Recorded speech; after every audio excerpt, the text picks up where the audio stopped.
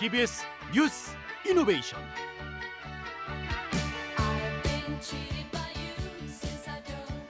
여러분 안녕하십니까? 불기 2568년 을사년 벌써 3월입니다. 올해도 벌써 6분의 1이 지나갔습니다. 만물이 소생하는 봄이 왔지만 오고 있지만 출래 불사춘, 그러니까 봄이 왔지만 실제로 봄 같지 않다. 요즘 상황을 그렇게 얘기를 많이 합니다. 지난해 말 비상계엄 사태 이후 혼란으로 가득 찬 세상, 여전히 제자리로 돌아가지 못하고 있는 상황이 아닌가 싶습니다. 우리 사회가 과거로 되돌아가는 게 아니냐, 이런 우려도 있는데요. 힘들 때지만 다시 한번 우리의 저력을 믿고 본래 일상을 조속히 되찾을 수 있도록 힘을 모아야겠습니다. BBS 뉴스 이노베이션 3월 3일, 오늘은 특집으로 준비했습니다. 조계종의 여러 법을 만들고 제도를 정비하는 일을 하는 곳 중앙종회인데요. 조계종의 입법기구, 국회격이라고 할 수 있죠. 중앙종회를 이끄는 수장, 바로 중앙종회 의장 주경 스님을 오늘 모셨는데요. 종단의 요직을 두루 거치시고 동국대 재학 시절에는 한국대학생 불교연합회에서도 활동도 하셨고요. 해인사 승가대학에서 수학하셨고 조계종 기획실장, 불교신문 사장 등을 거쳤습니다. 스님이 나와 계십니다. 스님 안녕하십니까? 예, 반갑습니다. 예.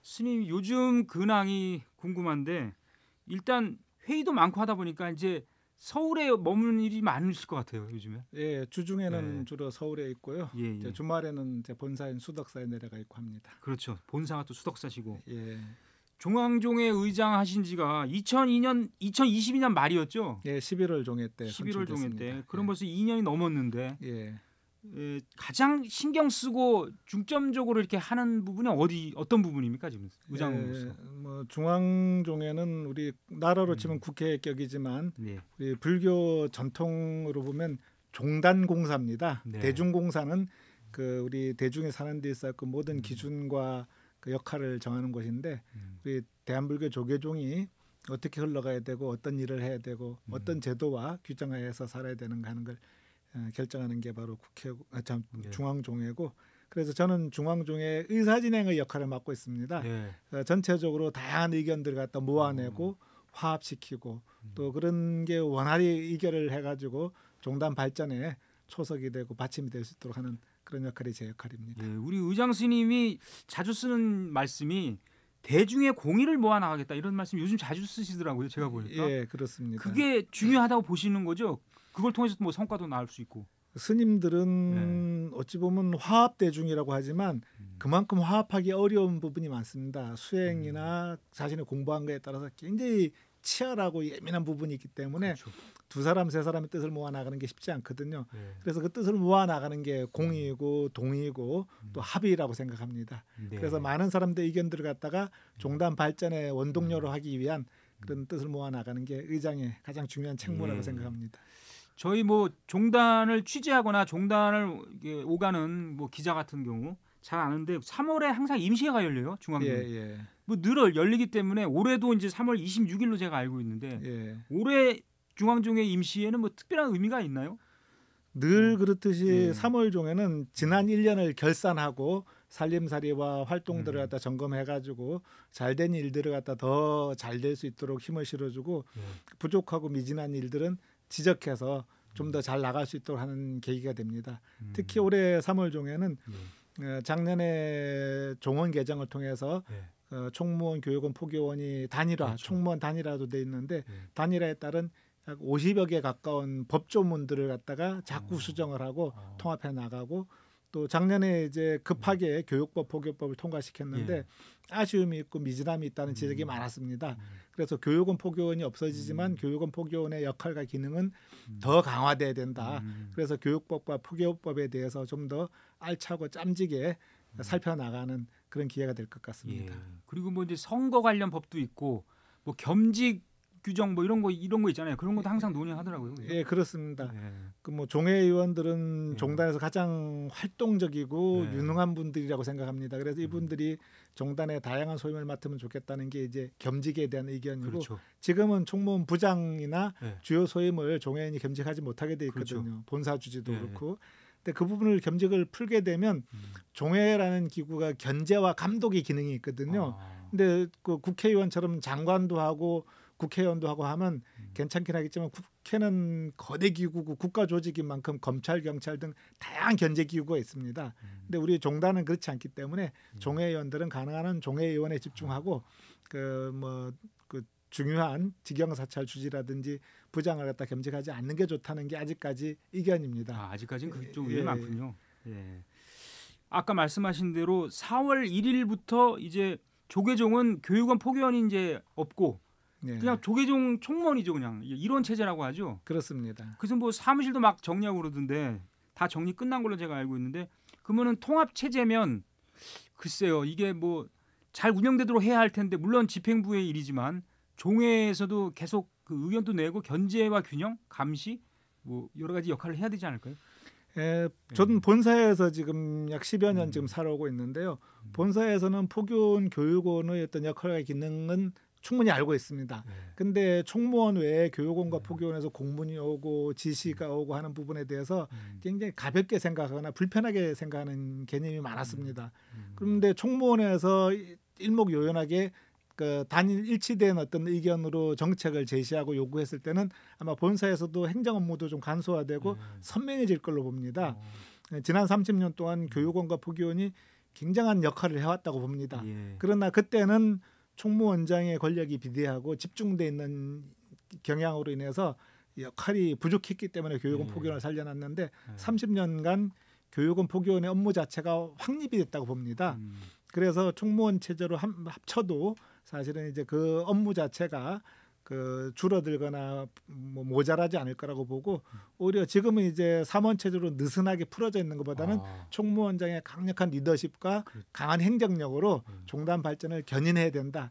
이게 이제 교육원과 포교원을 총무원하고 통합하게 된 계기고 이번 이후에는 총무원에서 좀 더 신경을 쓰고 또 교육원과 포교원 각 분야에서 일을 하던 분들이 총무원의 그 부족함이 없도록 견제하고 요구하고 또 지켜봐야 된다고 생각합니다. 예.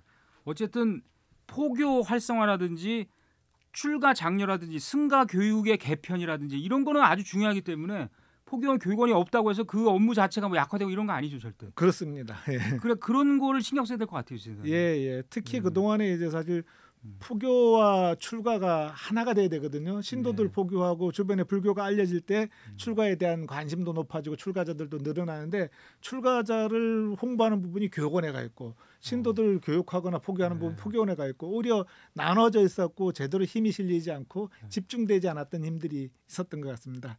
그게 아마 개선되고 나아질 걸 기대하고 있습니다. 예.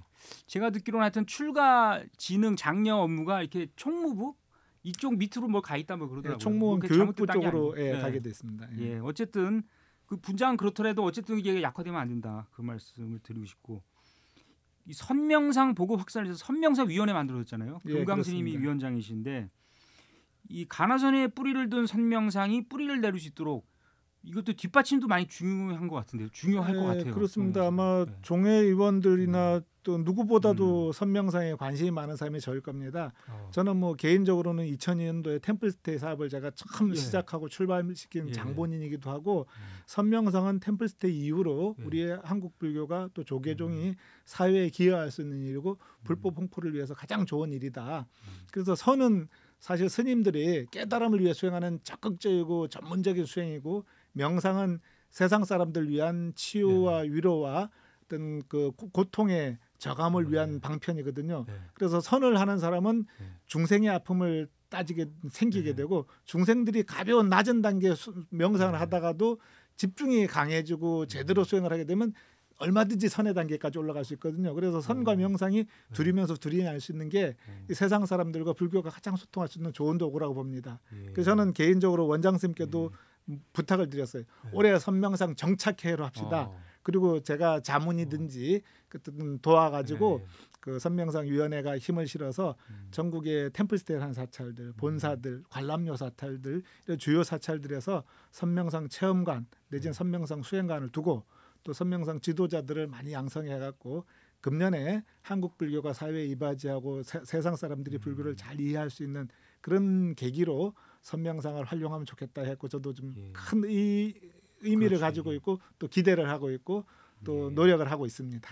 우리가 하여튼 가나선 하면 좀 어렵게 생각하기 때문에 이거를 이제 근데 그 범위는 명상이라는 범위가 굉장히 광범위한 거고, 그죠? 예, 예. 하여튼 결합을 시켜서 뭔가 우리가 선에 대해서 좀 더 쉽게 이해할 수 있도록 하겠다. 예, 이것도 예. 중요한 목표인 것 같아요. 그렇습니다. 네. 누구나 할 수 있는 게 명상이고 예. 또 누구나 할 수 있는 게 선이지만 선이라 그랬을 때는 좀 더 어렵고 전문적인 고도의 수행이라는 그렇죠. 개념이 있고 명상 그랬을 때는 보급이거든요. 예. 저는 원장 스님이 선명상이라는 용어를 잘 썼다고 생각합니다. 명상 그랬을 때는 불교와 관계가 없는데 예. 선명상이 결합되면서 우리 가나선을 기반한 그렇죠. 전통선과 세상 사람들을 위한 명상이 결합됐기 때문에 활용하기에 따라서 아주 예. 좋은 방편이 아닌가 생각합니다. 예.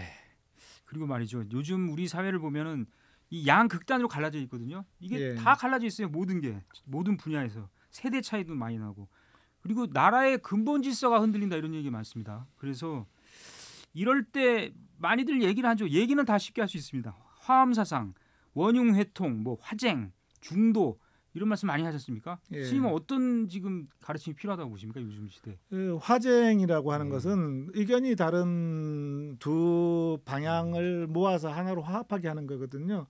같은 사람이라도 강할 땐 너무 강하고 여릴 땐 너무 여리고 그렇거든요. 세상에는 강하고 자기 가족들한테는 여린 사람이 있고 가족들한테는 강하고 세상에 여린 사람들이 있고 또 때에 따라서 달라지기도 하거든요. 그래서 지금 현재는 사실은 점점 양극화가 심해지는 것 같습니다. 경제적으로도 부자와 가난한 사람들의 차이가 점점 줄어드는 게 우리 과학과 경제 발전의 기반이 되는데 오히려 더 벌어지게 되고 생각도 양극화가 되고 아마 새로운 그 양극화 시대에 접어드는 것 같아요. 그래서 이 부분이 가장 중요한 게 뭐냐면 나만 보기 때문에 그렇습니다. 나만 보기 때문에 나만 생각하기 때문에 그래서 상대방을 볼 수 있고 상대방을 이해할 수 있는 그런 노력들 나만 생각하고 내 가족만 생각할 게 아니라 그 타인을 볼 수 있는 그런 노력들이 필요한 거고 그게 이제 명상이라든지 또 분노를 갖다가 조절하는 것들 이런 부분에 있지 않는가 싶습니다. 지금 이제 우리 사회가 이렇게 이제 갈등이 심해지고 서로 이제 자신을 돌아보는 그런 여유도 없게 된 이유가 우리가 고도 성장 사회였잖아요. 그러니까 6.25 이후에 굉장히 세계적으로 유례 없이 이게 빨리 발전한 나라기 때문에 그 과정에서 정신적인 부분이 너무 소홀했다. 그래서 이렇게 마음이 매우 심란하고 정신적으로 취약한 분들이 너무 많거든요. 이럴 때 좀 다스릴 수 있는 방법을 좀 찾아야 될 것 같아요. 그게 선명상일 수도 있고요. 저는 성철 스님께서 자기를 바로 봅시다는 법문집을 내셨는데 저는 그걸 약간 변형시켜서 자기를 사랑합시다라고 말하고 싶어요. 자기를 사랑하고 귀하게 여기는 사람은 자기한테 손해가 될 일을 하지 않거든요. 근데 남을 해치고 남을 욕하고 하게 되면 그 남에게 해치고 욕한 게 나한테 돌아오게 됩니다. 자기를 다치게 돼요. 과거에 들었던 얘기 중에 미국 사람들이 지나가다가 탁 부딪히면 익스큐즈미 또는 I am sorry 그러는 사람은 행복한 사람이래요. 근데 뭐야 너 죽어볼래? 그런 사람은 그런 사람도 행복하지 있어요. 않은 사람이랍니다. 그래서 나를 해치고 남을 해치려고 하는 사람은 스스로 망하는 거고 나를 아끼고 내 가족을 소중하게 여기고 내 직업을 소중하게 여기는 사람들은 다른 사람을 해치려고 하지 않고 시비가 벌어지면 해결하려고 하는 거예요. 그래서 시비가 벌어졌을 때 자기 자신과 타인을 해치려고 하는 것들이 바로 이런 양극화의 문제고 자기를 사랑하게 되면 내 가족을 사랑하게 되면 내 직업을 사랑하게 되면 그 타인을 해치는 일을 안 하게 됩니다. 동일시하기 때문에. 그래서 자기를 사랑하는 마음이 커지고 자기를 진정 사랑하게 되면 이런 양극화나 이런 세상의 분규가 많이 사라지지 않을까 생각합니다. 우리 불자들 자기를 사랑해 주시면 좋을 것 같습니다. 자기를 굉장히 싫어하는 사람이 있던데요. 자기 자신에 대해서 늘 불만이 많고 짜증내고 나는 왜 그러지 하는 사람이 자기도 망치고 타인도 다치게 하는 경우가 많습니다. 알겠습니다. 지금 뜨끔합니다 제가. 오늘 뉴스 이노베이션 조계종 중앙종회 의장 주경 스님과 얘기 나누고 있습니다. 스님이 서산 부석사 주지하신 지 꽤 되셨죠? 네, 그렇습니다. 한 10년 전까지 10년 전까지 하셨죠. 이 작년에 말이죠. 작년이었죠? 올해인가요? 올해입니다. 올해군요.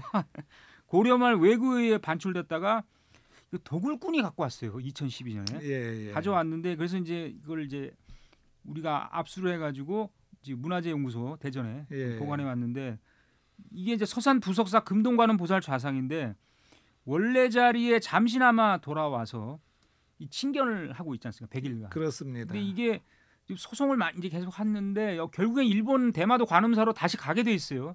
어쨌든 647년 만에 서산 부석사에 돌아왔습니다. 이거는 의미가 있죠, 그래도. 그렇습니다. 지금 네. 647년 만에 대한민국으로 오셔가지고 그 원래 조성됐던 부석사로 오신 거고 그 동안에 10여 년 이제 재판 소송 과정을 거치면서 하루라도 우리 절에서 부처님 공양 올리고 모시고 싶다. 네. 그 동안에는 초파일이나 특별한 날에 이제 그 문화재 연구소에 가서 그 네. 수장고에서 부처님 잠깐 친견하고 예불을 드릴 수밖에 없었거든요.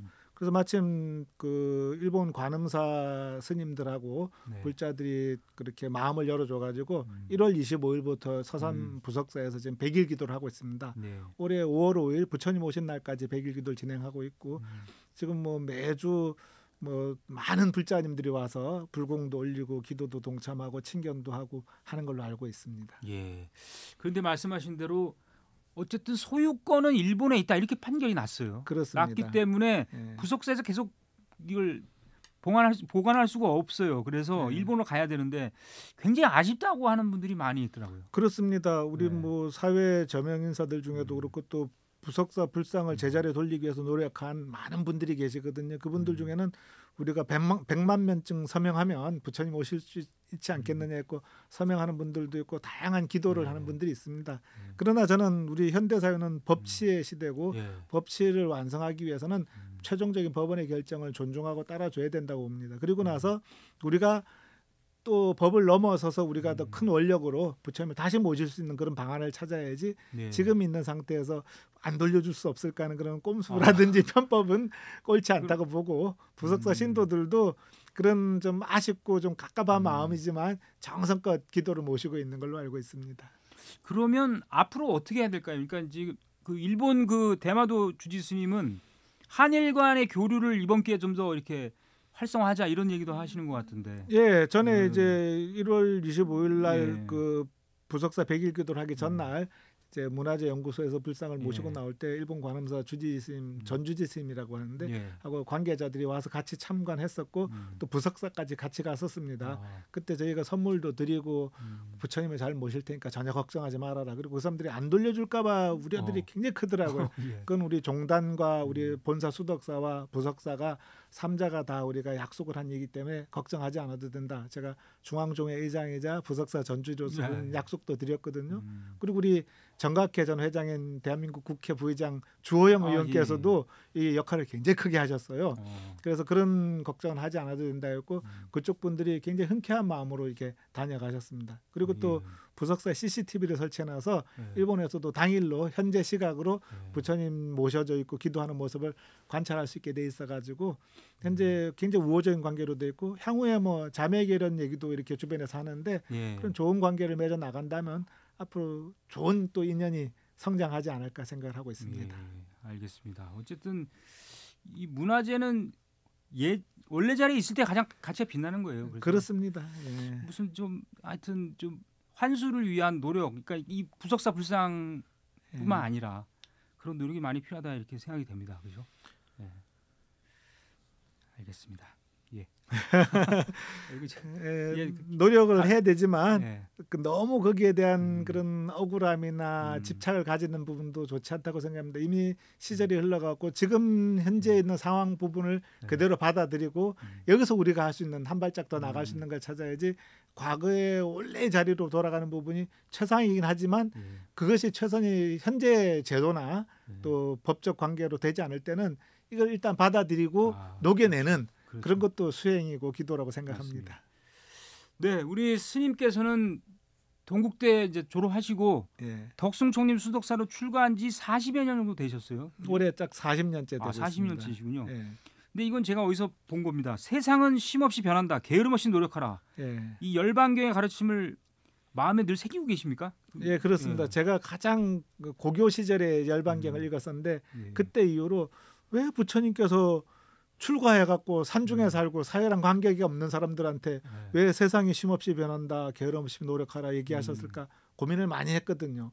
근데 스님들은 세상에 등불이고 지도자이고 스승이거든요. 이 어둡고 깝깝한 사람들이 스승 노릇을 할 수가 없습니다. 그래서 세상을 내려다보고 중생들의 삶을 살펴보면서 그 변화를 갖다 알아채고 거기에 대해서 조언을 해주고 의지처가 돼줘야 되거든요. 의지처가 되고 지도자가 뒤처져 있고 세상 일에 물정이 어둡다 그러면 그건 또 말이 안 되는 거 아닙니까? 그래서 부처님께서는 수행자로서 세상의 등불로서 의지처로서 역할을 하기 위해서는 정진하고 노력하는 것이 본분이다. 그렇게 말씀하셔갖고 늘 깨어 있는 것들, 늘 게으르지 않는 것을 저희 기본 삶의 지침으로 삼고 있습니다. 그러니까 40년 전이나 지금이나 달라지지 않았다. 그 마음가짐은. 그죠? 이제 40년 흐르면 좀 많이 나아질 줄 알았는데 그렇게 많이 나아지지 않아서 좀 부끄러움이 있습니다. 예.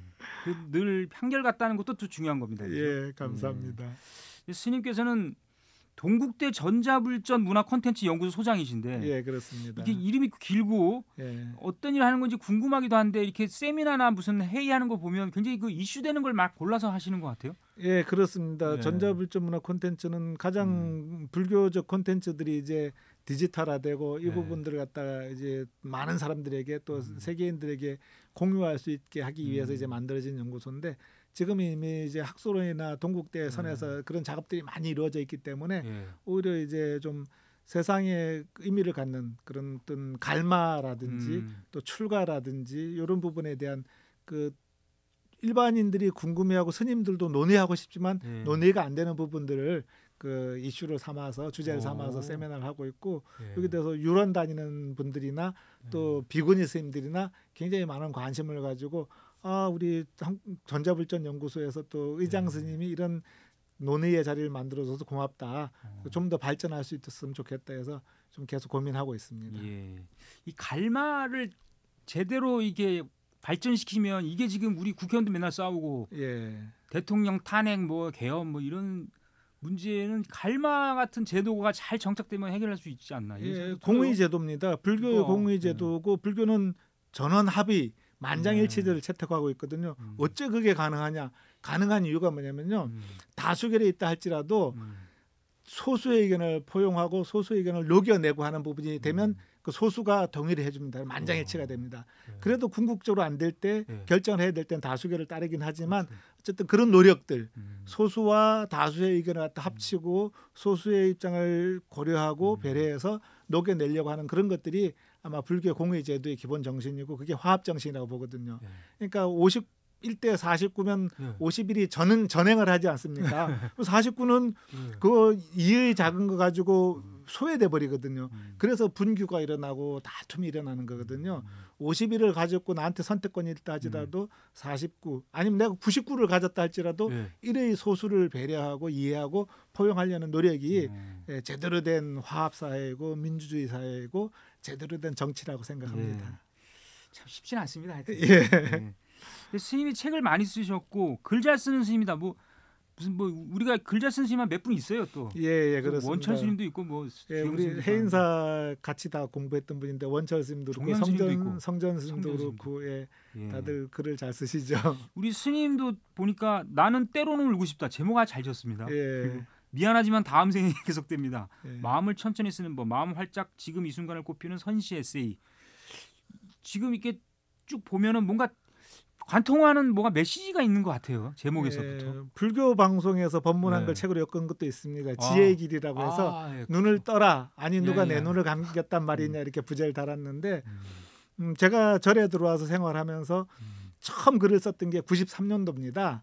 강원 졸업하던 해였는데 불광지에서 원고 청탁이 들어와서 썼는데 그 처음 한 2달 쓰다 보니까 주변에 어른 스님들이나 도반들이 주경 스님 글이 괜찮아 스님들 심정을 잘 표현하고 신도들도 그때 그 좀 독자들이 생겨갖고 스님 글 좋습니다라는 그런 그 이제 뭐 편지도 오고 전화도 오고 했었거든. 찾아오는 분들도 있었고 그러다 보니까 내가 쓰는 글이 사람들에게 위로가 되어주고 공감이 되어주는구나. 그래서 사실 글 쓰는 일이 쉬운 일은 아니거든요. 그래서 아마 93년 이후로 2015년까지 한 30년 가까이 꾸준하게 글을 써왔던 것 같습니다. 예. 그러면 앞으로 어떤 주제로 어떤 얘기를 또 쓰고 싶다 이런 계획이 있으세요? 세상 사람들에게 위로가 되어주고 사는데 이렇게 내가 지침이 되어줄 것, 디딤이 되어줄 글들을 쓰고 싶고 또 그렇게 써나가고 있습니다. 그 작은 하나의 어떤 그 계기를 가지고 내 마음이 돌아설 수 있다면 그것만큼 좋은 게 없거든요. 그렇죠. 맞습니다. 글 잘 쓰는 분은 말을 잘 못하고 말 잘하는 분은 글을 못 쓴다 이런 속설이 있어요. 예, 그런 얘기도 있습니다. 둘 다 잘하는 분은 별로 없다. 스님은 둘 다 잘하시는 것 같은데. 어쨌든 스님은 서울의 역삼 청소년 수련 원장을 가장 자랑스럽게 생각하는 이력이다 이렇게 말씀한 적 있습니다. 예, 저는 청소년 시기에 고등학교 1학년 때 불교를 접하게 됐고 예. 그래서 3년간 거의 이제 고등학교 3학년 올라갈 때까지는 한 주도 빠진 적이 없습니다. 법회를. 그래서 다니면서 고3 때 출가할 마음을 가졌어요. 네. 이 스님들만큼 멋진 분이 없는 것 같고 불교만큼 아름다운 게 없는 것 같다. 음. 그러다 마침 동국대학교를 진행하게 됐고 그렇죠. 대학 생활에 푹 빠져서 이제 출가를 연기했었거든요. 네. 그러다 보니까 청소년 시기만큼 신체적으로 정신적으로 활발하고 그 활동적인 시기가 없다. 그래서 청소년을 제가 좋아하고 제가 받았던 그런 감사함, 영향들을 제가 청소년들한테 돌려주고 싶었어요. 그래서 지금도 사실은 저는 청소년들하고 교류를 많이 하고 청소년 수련관에 있으면서 청소년들과 함께하는 그런 시간들을 갖다 즐겨 했었고 네. 그 청소년들의 변화가 우리 나라의 변화고 불교의 변화고 세상의 변화가 된다 그렇게 생각을 하고 있습니다. 알겠습니다. 요즘 보면은 그 뭐 아이돌 가수도 불교 용어를 막 이제 가사에도 넣고 할 정도로 불교가 이 청년 젊은 세대한테 호감을 주고 있거든요. 그건 예. 사실인데 이런 분위기를 계속 이어 나가려면 뭔가 이렇게 유인할 수 있는 프로그램이 좀 필요하다 이런 생각이 들거든요. 예, 일단 템플스테이가 그렇게 해왔던 것 네. 같고요. 템플스테이가 단순 체험 프로그램이었다면 이제 요 근래 템플스테이 온 사람들을 제가 만나보니까 불교라는 종교에 대한 관심 그리고 인생의 어떤 고통과 아픔에 대해서 네. 상담받고 싶어하는 사람들이 꽤 많았어요. 특히 이제 사회생활 10년 전후에 네. 어떤 젊은이들이 많았거든요. 근데 이제 선명성 프로그램들이 템플스테이 사찰이나 템플스테이 프로그램에 녹아든다면 아마 이런 부분들이 좀 많이 녹아나지 않을까. 그래서 젊은 친구들 또 젊은 세대들이 불교에 대해서 새로운 어떤 전환의 계기 또 자기 삶을 갖다가 개척해 나가는 그런 큰 도움으로 삼을 수 있을 걸로 생각됩니다. 예. 이거는 어떤 전문가 얘기인데요. 그러니까 스님들이 불사에 치중하거나 도량 정비에 올인하기보다는 대중들에게 어떻게 하면 이 선한 영향을 줄 수 있을까 이런 걸 좀 더 고민해야 된다. 이런 지적이 있어요. 뭐 양면성이 있다고 봅니다. 사실은 건물을 지어놓으면 100년은 가거든요. 예. 그림을 그려놔도 100년, 200년 가고요. 그럼 100년, 200년 동안은 그런 어떤 불상이나 건물이나 그런 영향들이 다양한 사람들한테 미칠 수 있습니다. 근데 말은 듣고 나면 일어나면서 잊어버릴 수도 있어요. 그래서 사실은 교육을 시키고 사람을 변화시키는 작업도 크지만 불사를 하는 부분들도 결코 부정적으로만 판단할 건 아닌 것 같아요. 다만 같이 나가야 되겠죠. 우리가 불사를 하면서 그 속에 들어오는 사람들에게 불교적인 영향, 불교적 사고를 갖다가 뿌리내리게 하고 씨앗을 뿌려놓는 부분들도 중요한 것 같습니다. 알겠습니다. 앞서 이제 조직 개편 말씀하셨는데 조계종 조직 개편 기구를 보니까 이제 뭐 연구소와 합친 것도 있지만 미디어 홍보실이 총원장 스님 직속으로 돼 있어요. 예. 굉장히 그 미디어 홍보라든지 그런 것이 굉장히 중요시하게 됐다는 얘기죠. 그렇습니다. 뭐 네. 현재는 SNS라든지 쇼폼이라든지 유튜브라든지 다양한 매체들을 통해서 이제 전파되고 있는데 우리 종단은 아직까지 뭐 홈페이지 정도 선에서 머물고 있고 또 뭐 여러 가지 우리 방송이나 신문이나 매체가 있지만 이런 매체들도 굉장히 제한적으로 활동을 하고 있어요. 이에 대해서 아마 원장 선생님께서 당신 임기 중에는 이런 홍보에 대해서 좀 더 관심을 가지고 힘을 실겠다 그런 의지를 가지고 원장 선생님 직속으로 미디어 홍보실을 둔 걸로 알고 있습니다. 예, 크게 알겠습니다. 동의합니다. 제가 궁금해서 한번 이거는 제가 여쭤본 거고 호원 문화재단 이사장이시잖아요, 스님이. 예, 그렇습니다. 석가 부모님이랑 관련이 있는 거죠?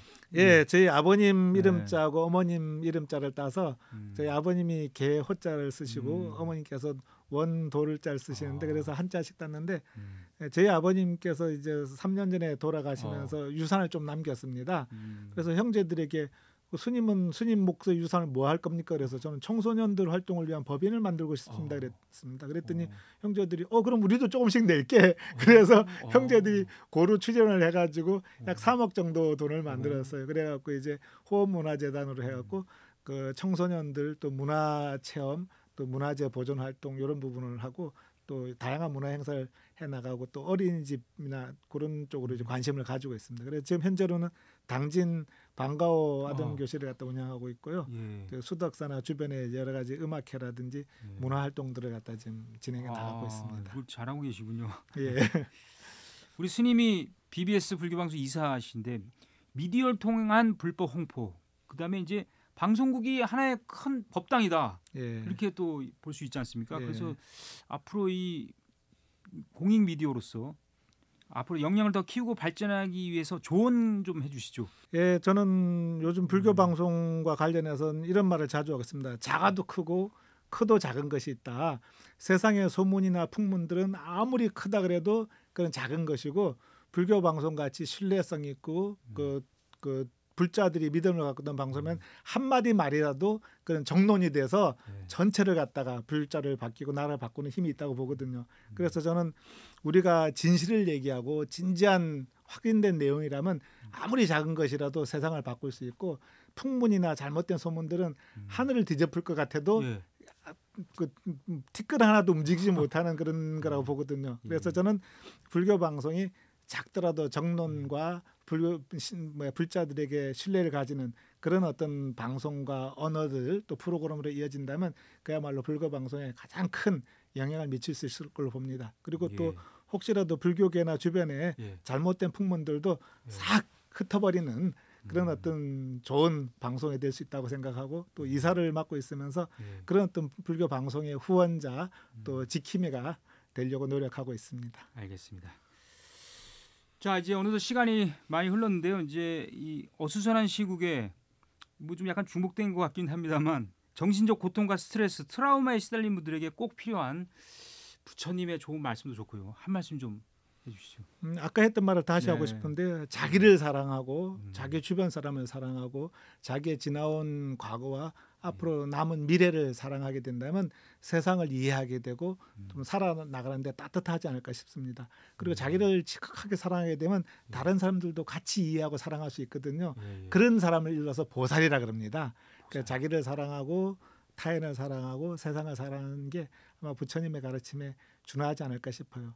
누구나 이익이 되고 안전하고 행복한 것, 이게 부처님께서 법을 가르친 취지이고 의미입니다. 예. 하여튼 올해가 아주 의미 있는 해군요. 출가 40년이면 뭔가 이게 뭐 행사 같은 거 해야 되는 거 아니에요? 아이고 부끄럽습니다. 공정식이라도 한번 해야 될 것 같은데. 예.